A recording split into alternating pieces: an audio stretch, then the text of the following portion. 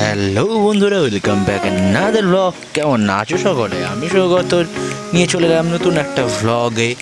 আর তোমাদের সবাইকে আমাদের ভ্লগে স্বাগত। যদিও এই ভ্লগটা 2 মাস আগের, যখন আমরা মায়াপুর গেছিলাম, তো এডিট করতে করতে লেট হয়ে গেল, তো তাই এখন ছাড়ছি। তো শুরুতেই বলি নবদ্বীপ। আর এই নবদ্বীপের উৎস কোথা থেকে, তাহলে জেনে নেওয়া যাক নবদ্বীপ ধামের কথা। ভারতের পশ্চিমবঙ্গ রাজ্যের নদীয়া জনপদের একটি প্রাচীন ঐতিহ্যবাহী শহর ও পৌরসভা এলাকা এই নদীয়া নবদ্বীপ। নবদ্বীপ চৈতন্য মহাপ্রভুর জন্মস্থান ও সন্ন্যাসপর্ব লীলাক্ষেত্রের জন্য খুবই বিখ্যাত। নবদ্বীপ পৌরসভা 1869 সালে স্থাপিত হয়। বাংলা সেন রাজাদের আমলে নবদ্বীপ ছিল রাজধানী। আর পরবর্তী ক্ষেত্রে শ্রী চৈতন্যদেবের লীলায় এই নবদ্বীপ শহর হয়ে ওঠে জনপ্রিয় এক স্থান। তাছাড়া এখানে আরও অনেক দর্শনীয় স্থান আছে, আমরা ঘুরে ঘুরে দেখেছি। আর তার পাশাপাশি এখানকার লাল মিষ্টি দই, সেটা ভুললে হবে না বস। তো চলো শুরু করা যাক।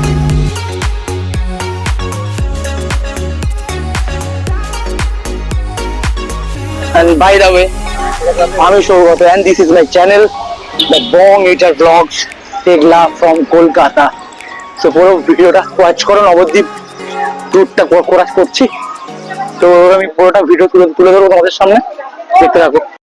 মায়াপুরের দূররাত্রি থেকে আমরা হোটেল থেকে বেরিয়ে আমরা চলে গেলাম পরের দিন সকালে মায়াপুর থেকে নবদ্বীপ ঘাটের উদ্দেশ্যে। তো সেই জন্য আমরা টিকিটটা কেটে মায়াপুর লঞ্চ ঘাটের দিকে এগোতে থাকলাম নৌকো ধরবো বলে।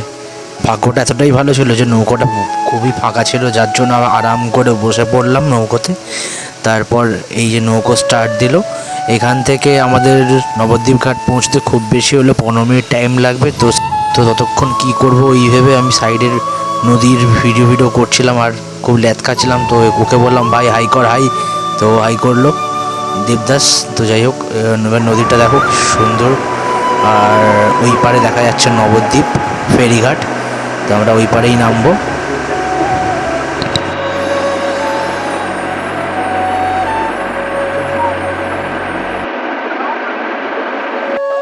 এসে গেছি এখন নবদ্বীপ ঘাটে, এবার নামবো।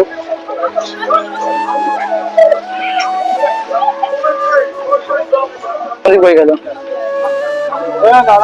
এই আসতে। ঘাট থেকে নেমে বড্ড খিদে পাচ্ছিল, সকালে ব্রেকফাস্ট হয়নি। তো আমরা ওখান থেকে নেমে সোজা চলে গেলাম একটা ব্রেকফাস্ট করব বলে একটা মিষ্টির দোকানে। তো মিষ্টির দোকানে ঢুকে আমি প্রথমেই কচুরি আর ছোলার ডাল অর্ডার করে দিলাম, আর তার সাথে রসগোল্লা। আর তো স্টার্ট করা যাক। এই যে নবদ্বীপ থেকে আমরা টোটো করে সাইট সিন করবো, উঠে পড়লাম। এই টোটো ছাড়লো, তো চলো সাইড সিন করে দেখা যাক। ব্রেকফাস্ট শেষ করার পর আমরা বাইরে বেরিয়ে আমরা টোটো ধরে নিলাম। তো টোটোওয়ালার সাথে কথা হলো, আমাদের পুরো নবদ্বীপ ঘুরে দেখাবে 400 টাকার বিনিময়ে। তো অনেক দাম বলছিল, কমিয়ে 400 টাকা করেছি। আরও কমানো যেত, কিন্তু আমাদের কাছে টাইম ছিল না। তো উঠে পড়লাম। তো এখন ফার্স্ট আমাদের গুপ্ত বৃন্দাবন, এটা আমাদের প্রথম ধাম, নবদ্বীপের ফার্স্ট ট্যুর। এটা আকাশ আসছে, এটা গুপ্ত বৃন্দাবন শ্রী কৃষ্ণ চৈতন্য মিশন। এটা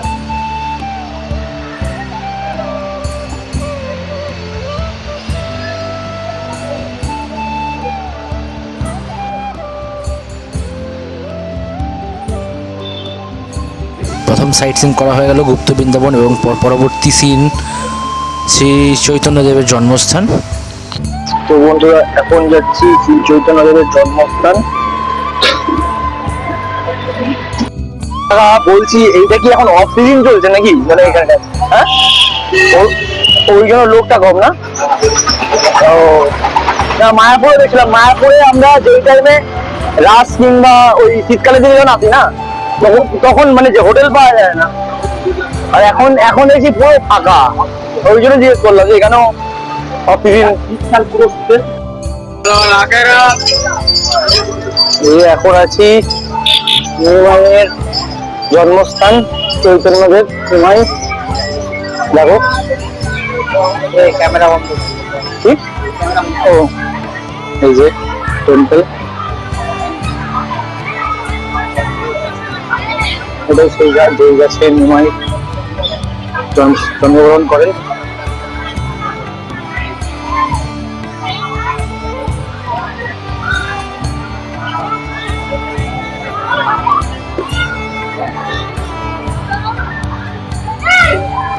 এটাই সেই নিম গাছ যেখানে নিমাই প্রভু শ্রী চৈতন্যদেব জন্মগ্রহণ করেন। আর এটাই সেই মন্দির, আর এখানে দেওয়া আছে বিবরণী, দেখতে পারেন। আমাদের 2 নম্বর সাইট সিন দেখার পর আমরা চলে গেলাম আমাদের 3 নম্বর সাইট সিনের দিকে, যেখানে নাকি আছে 60 ফুটের গৌরাঙ্গ। তো যাওয়ার সময় কাকাকে বলছিলাম, কাকা এখানকার জায়গার কী দাম না দাম, তো কাকা বলছিল তার সাথে এখানে এখন লোক এত কম কেন, অফ সিজন বলে এইসব জিজ্ঞাসা করছিলাম। তো ওখান থেকে আমরা চলে গেলাম আমাদের পরবর্তী গন্তব্য। তো চৈতন্য মহাপ্রভু জন্মস্থান দেখে এখন আছি আমরা শ্রীকৃষ্ণ চৈতন্য সেবা মিশন, এটা যেটা লকডাউনের পর এটা তৈরি হয়। তো ভেতরে ঢুকবো, ওখানে টিকিট কাটছে ওরা, ঢুকে গেলাম। ফাঁকা আছে আজকে, এই গুহার মতো নিচ থেকে যেতে হবে, আর ওইদিকে শ্রী চৈতন্য মহাপ্রভু।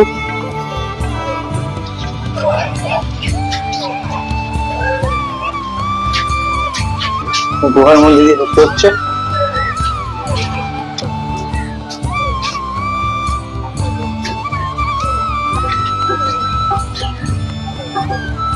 জীবনের মতো সেটটা বানিয়েছে, বৃন্দাবনের জীবনের মতো,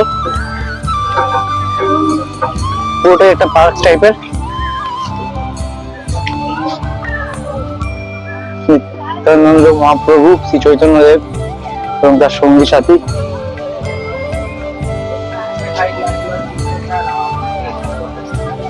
কি বলছিস?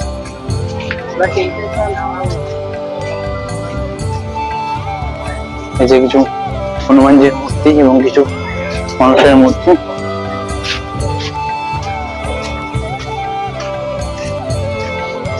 মহাপ্রভু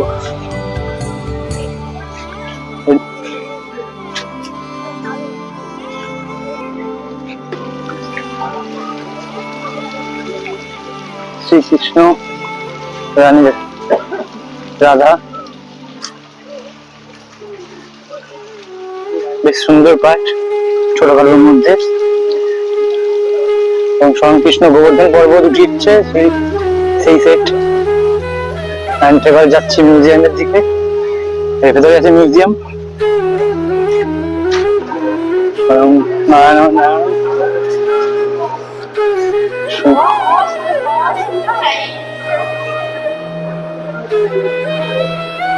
মহাপ্রভুর বাল্যকাল থেকে জীবনকাল সব এখানে মিউজিয়ামে আছে, পুরোটা দেখার মতো সুন্দর। এবং স্বয়ং কৃষ্ণেরও আছে, স্বয়ং কৃষ্ণের অবতার রূপ এবং কল্কি অবতার থেকে শুরু করে সবই মিউজিয়ামে ছবি পেয়ে যাবে। নরসিংহ অবতার এবং বরাহ অবতার সব পাবে। Must watch. 10 টাকা টিকিটে আমরা ঢুকেছি এখানে, এবং কোন অবতারের কি কাহিনী সব এখানে লেখা আছে। মিউজিয়াম দেখা হয়ে গেলে আমরা বেরিয়ে পড়লাম নিমাই বাড়ি আর তার সাথে সোনার গৌরাঙ্গ দেখার উদ্দেশ্যে। তো আদিগঙ্গা গুরু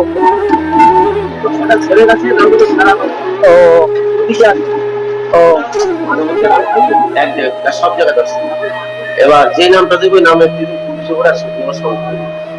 বাড়ি গেল তো নবতী মায়াপুর বাড়ি বুঝতে পারলাম। যে নামটা দেবে এটাকে জন্মস্থান, তাহলে জন্মস্থান এটা পঞ্চতত্ত্ব প্রভু, 5 জন প্রভু কিছু আছে নিশ্চয়ই। আর এখন যাচ্ছি সোনার গৌরাঙ্গতে, সোনার গৌরাঙ্গ মন্দিরে। সোনার গৌরাঙ্গ মন্দির বন্ধ আছে নাকি? ডায়লগ বাজি খাবি ঢুকতে হবে এখানে। সোনার গৌরাঙ্গ মন্দির ছবি তুলবি এখানে?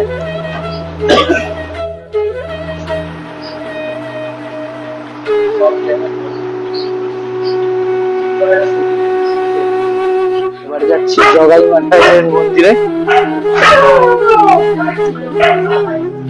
বেশ পুরোনো বাড়ি ঘর। কোন জায়গায়? জগাই মায়ের মন্দির, এটা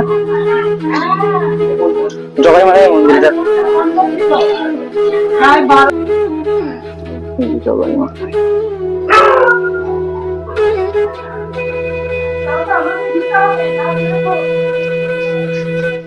এখন আছি গৌরাঙ্গের চরণ মন্দির। এখানে টিকিট কাটতে হবে, টিকিট কেটে দিয়ে হবে। এটা হচ্ছে খুব বড় মন্দির। এখানে কি পাট পদ্ম আছে নাকি? পা আছে। আচ্ছা আচ্ছা, চরণ পাদুকা এই মন্দিরে আছে। আচ্ছা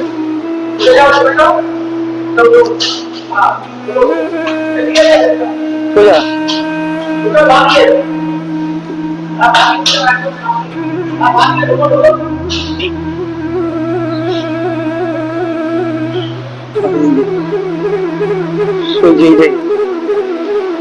চরণ পাদুকা।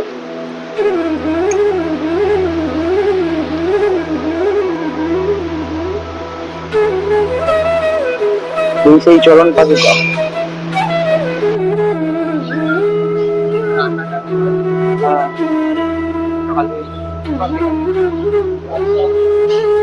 সতী মন্দির বিষ্ণুপ্রিয়ার বাড়ি। পুরোনো আমাদের টিউবওয়েল, পুরোনো বাড়ি। এটা হচ্ছে বাড়ির স্ট্রাকচার।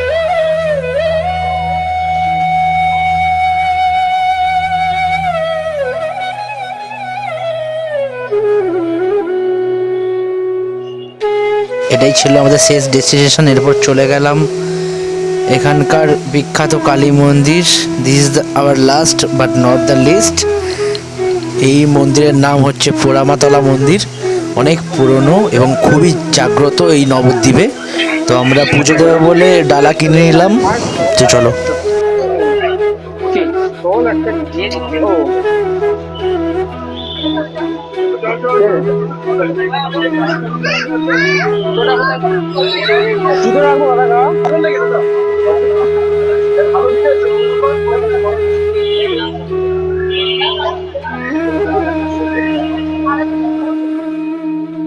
তো আমাদের পুজো দেওয়া শেষ করে আমরা বেরিয়ে পড়লাম। আর তার সাথে আমরা এখন যাব মিষ্টির দোকানে। এখানকার নবদ্বীপের স্পেশাল মিষ্টির দই, লাল মিষ্টির দই। ছোট দই আছে? ছোট? হ্যাঁ ছোট দই খাবো। হ্যাঁ কতটা থাকে? কতটা থাকে? 100 গ্রাম। তোরা খাবি?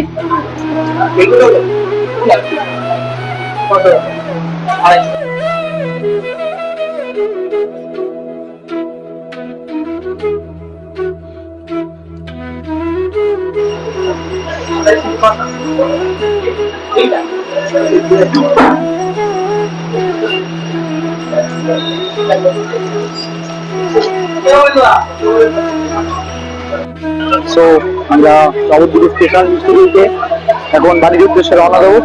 আশা করি তোমাদের ব্লগটা ভালো লাগবে। পুরো ব্লগটা দেখে যদি ভালো লাগে like, comment, share and subscribe করে দিও। আর আপাতত ভিডিওটা এইটুকুই, নবদ্বীপ ব্লগ এইটুকুই ছিল। তো টাটা, দেখা হচ্ছে নেক্সট ব্লগে।